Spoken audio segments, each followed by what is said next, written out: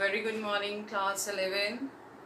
So let's start a new class today with a new topic from the book Hornbill, right? So I really hope that you are into that spark to do something new and interesting, because today the chapter which we're going to do is something new and interesting one for only. It related to the artwork. Exactly. It's related to the artwork. We are on chapter number 4, Landscape of the Soul, written by NATAHLIE. So today we are going to learn about this chapter, what this chapter talks about, what are the things which narrator or the author basically wants to tell us. We are going to understand that. So first let's try to understand about the author NATAHLIE. She is the wife of Belgium Ambassador of India. She was a resident of the Belgium. She had got a degree in Chinese art and architecture.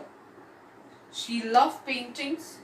She had a huge love for the history and architecture, and just because of this she has combined these things in a form of art, right? And just as I mentioned, she got degree into this, her love towards all these things. So this chapter is also basically upon the artwork actually. And the title, Landscape of the Soul. So landscape here is basically not the real landscape. It's about the landscape which can be reached from any point. Means it's about the viewers, it's about the listeners. They are basically viewers of that landscape that they can reach to the any point while looking at it. So it's about that artwork. So in this story, basically in this chapter, I would say we are going to learn about the things, about two different point of views towards painting. One is the Chinese point of view and the other one is the European point of view. Like in one, we are going to learn that what painter wants to tell to the viewers. Painter wants that the viewers should look at the painting in the same aspect as painter has painted it. He had drawn it. So viewers should look or borrow the eyes of the painter. And the other one, we are going to learn that the painter said that the other angles, the other point of views should come. It depends upon the viewers what they are able to understand, right? And various short stories we are going to understand that when there was a landscape, the huge pictures, paintings were there, so what exactly happened. And with that we will learn something about getting inside outside art. So there will be one article which was published in the newspaper in the year, I guess 2005 or 6, getting inside outside art, that we will also learn about. So I guess till this much is clear to you. So I'm reading for it. Today we are just starting the reading also, so side by side we can understand, right?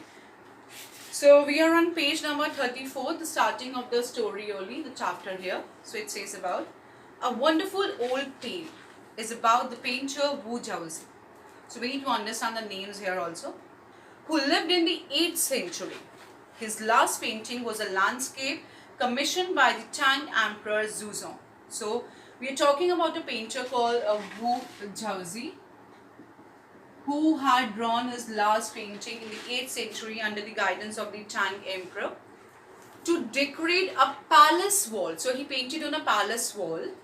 The master had hidden his work behind a screen, so only the emperor would see it. So when he had painted it, he had painted in this manner so that nobody else can see, that only the emperor can see when the painting would be completed.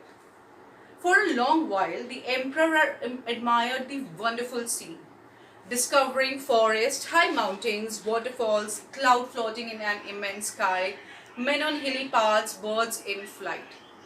So when the emperor had seen that painting which was on the palace wall, he loved the mountains, hills, everything which were the clouds, waterfalls. Look, sir, said the painter. So painter continued. The painter, look, sir, said the painter, in this cave, so whatever he had drawn there, in this cave, at the foot of the mountain, dwells a spirit. So painter said, see, he had drawn a painting. So he said that at the foot of that cave, in that cave, at the foot of that mountain, dwells a spirit. A spirit lives there. See, painting was there and he mentioned about it. The inside dwells a spirit. The painter clapped his hands and the entrance to the cave opened. So as soon as painter explained this thing to the emperor, see at the end there the spirit lives, he clapped his hand and the door of that cave opened, and see, emperor was noticing the painting only. The painter clapped his hand and the entrance to the cave opened. The inside is splendid, beyond anything words can convey. So they noticed from outside that how beautiful the inside was. Please let me show your majesty the way. So painter said that let me show you the way actually. The painter entered the cave. See, imagine there was a painting actually. And this is a real thing. He said he mentioned the painter entered the cave, but the entrance closed behind him.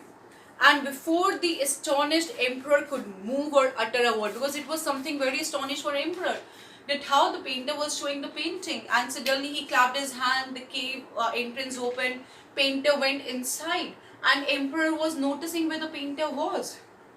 He was not about to speak. Before the astonished emperor could move or utter a word, the painting had vanished from the wall. As soon as the painter entered, the painting which he had drawn on the wall, it vanished away. Not a trace of Gudauzi's brush was left. So not even a trace, a mark was left. And the artist was never seen again in this world. Because he mentioned that the spirit lived there, right? So after that, that man was not visible actually. Such stories played an important part in China's classical education.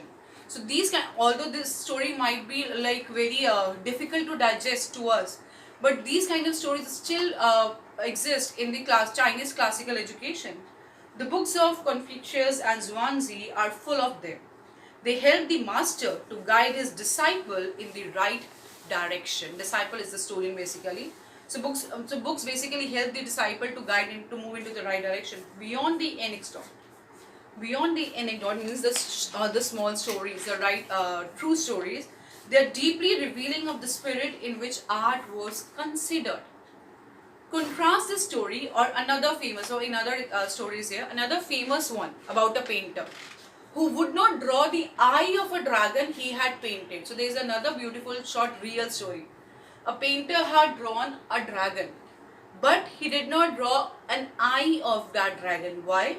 Because who would not draw the eye of a dragon he had painted, for fear, because that painter had a fear, it would fly out of the painting, because he had a fear that when he would draw the eye of that dragon, the dragon would fly from that painting actually.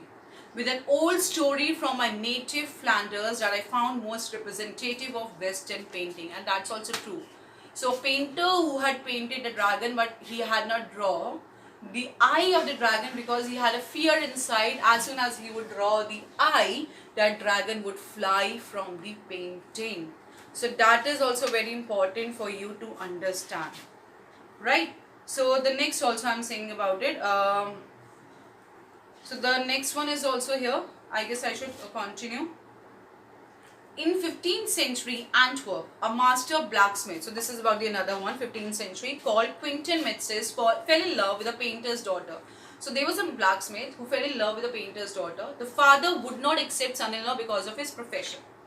So Quentin sneaked, so what that blacksmith did, he peeped into the painter's studio and painted a fly on his latest panel with such delicate realism.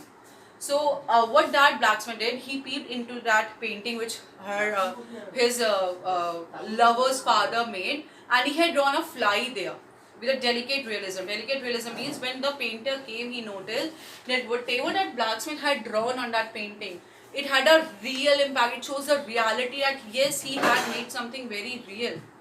And Quentin was immediately became the son-in-law of that painter. He also became the apprentice of that painter, means he also became a painter later on. He married his beloved and went on to become one of the most famous painters of his age, Quentin.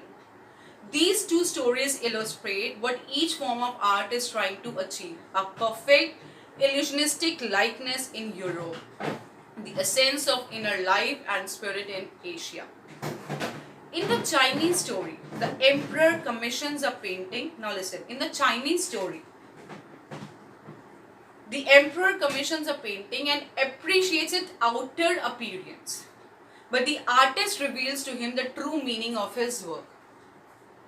So basically in the Chinese one, artist reveals what basically that painting shows. The emperor may rule over has conquered, but only the artist knows the way within. So what he said that, although emperor ruled, he knows how to rule, but only the artist know the way to reach to that place. Oh yeah, let me show the way, the Jiao, a word that means both the path or the method and the mysterious works of the universe. The painting is gone, but the artist has reached his goal beyond any material appearance. Let me show the way, the Tao. The Tao here basically means, this word means a path or the method. So he said that the artists only know how to reach to the perfect goal. Right now we are covering up this much only. In next class we will continue and we will try to discuss this few lines again. Thank you. God bless you.